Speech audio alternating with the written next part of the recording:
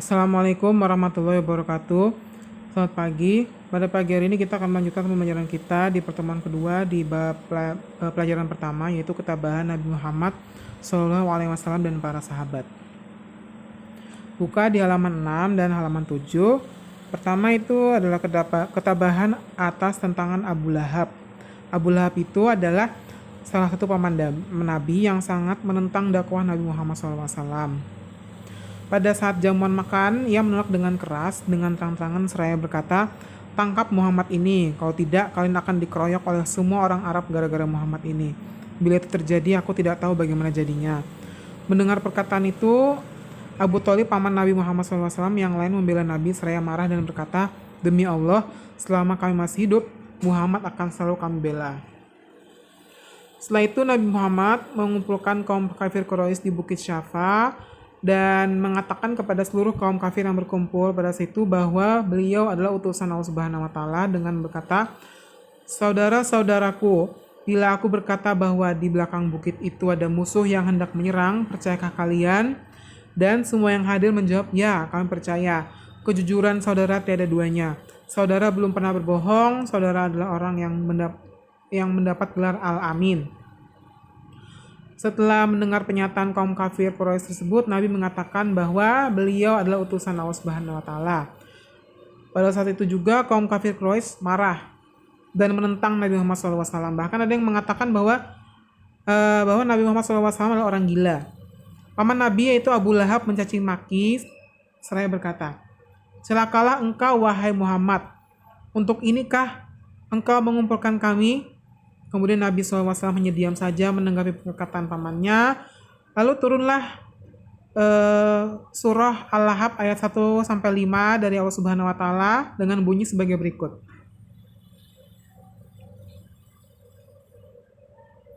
Bismillahirrahmanirrahim. Tabbat yada abi lahabi wa tab. Ma gana anhu maluhu wa ma kasab. Sayasla naron dzata lahab. Wa amratuhu hammalatal hatab fi jidha hablum mim masad. Artinya kalian bisa baca sendiri ya masing-masing ya. Di surah Al-Lahab itu mengabarkan ancaman hukuman Allah Subhanahu wa taala terhadap Abu Lahab dan istrinya karena kekejaman mereka yang selalu menentang ajaran yang dibawa Nabi Muhammad SAW. Ummu Jamil, nama istri dari Abu Lahab, ikut menyebarkan fitnah. Suatu ketika Ummu Jamil mencari Nabi Muhammad dengan batu besar di tangannya. Lalu ia tidak tahan mendengar ayat-ayat Al-Quran yang mengisahkan dirinya. Namun Allah Subhanahu wa taala telah membutakan mata Ummu Jamil sehingga saat itu ia tidak dapat melihat Nabi Muhammad SAW yang sedang duduk di dekat Abu Bakar. Jadi itu adalah istilahnya adalah azab untuk Ummu Jamil ya. Ummu Jamil azabnya itu dibutakan oleh Allah Subhanahu wa taala. Ketabahan atas tentangan pembesar Mekah. Dakwahnya terus berlanjut dan banyak juga yang menentang. Tetapi jumlah pemeluk Islam kian hari semakin banyak. Para pembesar Mekah sangat menentang dakwah Nabi Muhammad SAW dan mereka tidak ingin adanya persamaan derajat. Mereka khawatir kekuasaannya dan usaha dagangannya terganggu oleh dakwah Nabi Muhammad SAW. Kemudian para pembesar Mekah memperalat paman Nabi Muhammad yang bernama Abu Thalib. Karena Abu Thalib selalu melindungi Nabi Muhammad SAW, para pembesar Mekah berusaha mengancam Abu Thalib untuk memilih salah satu antara dua. Yaitu yang pertama memerintahkan Nabi Muhammad untuk menghentikan dakwah atau menyerahkan Nabi Muhammad kepada mereka. Awalnya terpengaruh Abu Thalib ini. Tetapi paman Nabi Muhammad itu yang Abu Thalib itu menjawab, "Demi Allah, saya tidak akan berhenti memperjuangkan amanat Allah ini, walaupun seluruh keluarga dan sanak saudara mengucilkan saya." Mendengar hal itu, Abu Thalib meminta Nabi untuk terus melanjutkan dakwahnya dan akan terus membela Nabi Muhammad SAW. Ketabahan atas bujukan Walid bin Mughirah. Setelah gagal kaum kafir Quraisy menghasut Abu Thalib, para pembesar Mekah dan kaum kafir Quraisy mengutus Walid bin Mughirah dengan membawa seorang pemuda gagah dan tampan ialah bernama Umarah bin Walid. Walid bin Mughirah meminta Abu Thalib untuk menukar Nabi Muhammad SAW dengan Umarah bin Walid. Jadi istilahnya itu Nabi Muhammad itu diserahkan ke kaum kafir Quraisy, sedangkan para kaum kafir Quraisy menukarnya dengan Umarah bin Walid, yaitu seorang yang sangat gagah tadi. Tujuannya apa untuk menukarkan itu? Karena tujuannya untuk dibunuh Nabi Muhammad SAW ini. Tetapi Abu Thalib menolak dengan keras tawaran tersebut. Dia tidak habis pikir dengan kaum Quraisy yang menyuruhnya mengasuh anak mereka dan memintanya menyerahkan Nabi Muhammad SAW untuk mereka bunuh. Yang jelas Abu Thalib menolak dengan keras tawaran itu. Ketabahan atas bujukan Utbah bin Rabi'ah. Setelah gagal menghasut Abu Thalib, kaum kafir Quraisy tidak berhenti begitu saja. Mereka berpikir jika menggunakan jalan kekerasan tidak membuahkan hasil, mereka mencoba dengan cara lain, yaitu mengutus Utbah bin Rabi'ah untuk menemui Nabi Muhammad SAW secara langsung. Tujuannya Utbah bin Rabi'ah itu mendatangi Nabi Muhammad SAW adalah tujuannya untuk memberikan harta, tahta, dan apapun yang diinginkan oleh Nabi Muhammad, untuk asalkan dia mau menghentikan dakwahnya.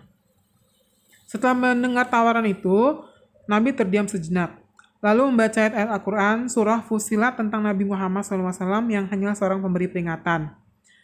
Dibacanya ayat itu oleh Nabi Muhammad SAW dan Utbah bin Rabi'ah sangat terkesan, terpesona, dan hanyut dan larut sampai ia lupa pada apa yang telah ia tawarkan kepada Nabi Muhammad SAW.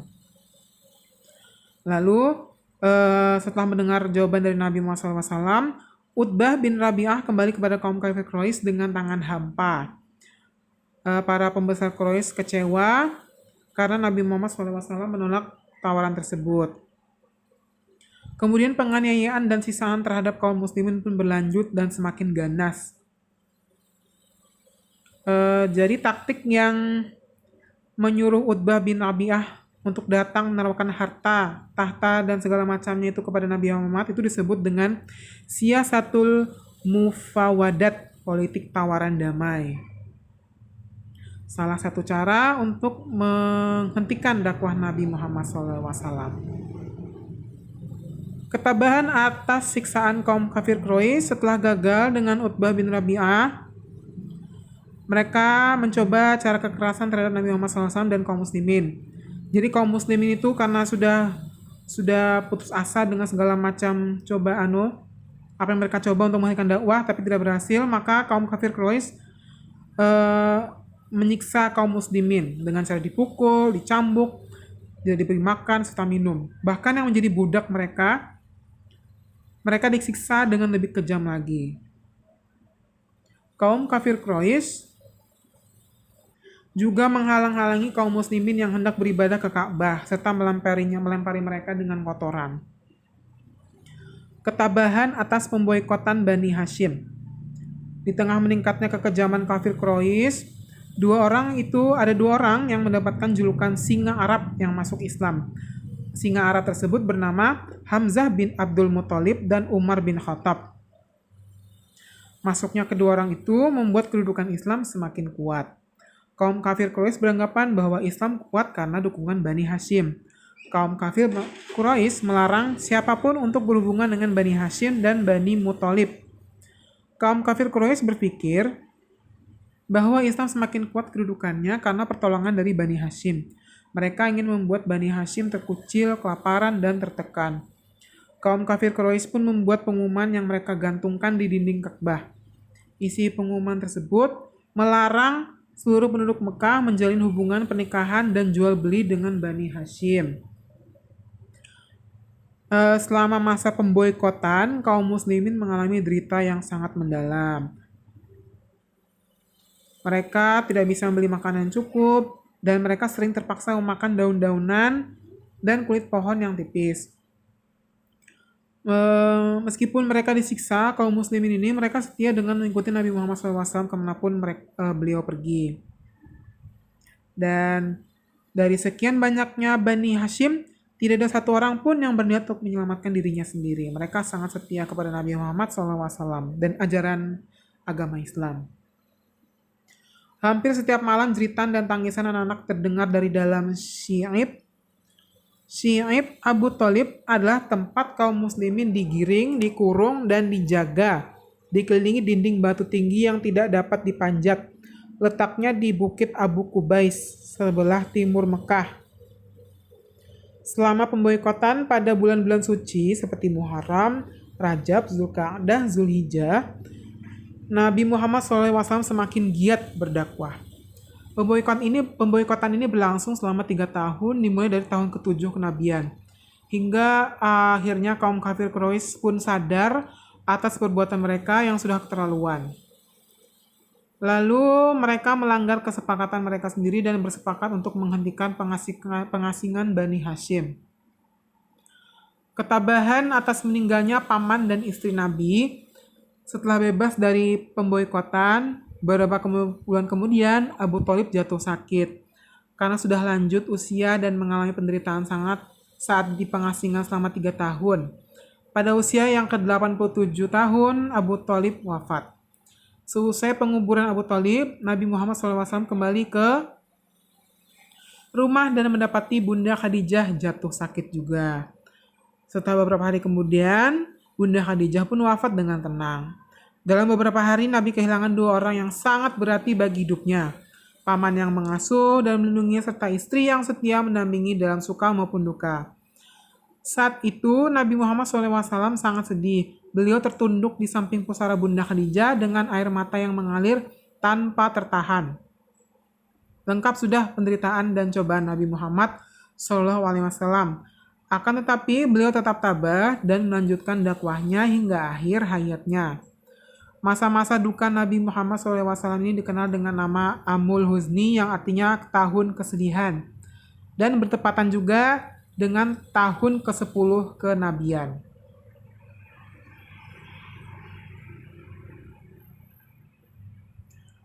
Ini ada tugas 1-10. Tidak usah ditulis soalnya ya, karena terlalu panjang. Cukup kalian tulis saja pertanyaannya. Tulis, kerjakan di buku tulis. Pertanyaannya ini, di manakah Nabi Muhammad SAW mengumpulkan kaum kafir Quraisy? Apa tanggapan kaum kafir Quraisy pada saat Nabi Muhammad SAW mengatakan bahwa beliau utusan Allah? Apakah benar jika paman Nabi Muhammad SAW yang bernama Abu Lahab adalah paman yang sangat mendukung dakwah Nabi Muhammad SAW? Benar nggak? Tuh.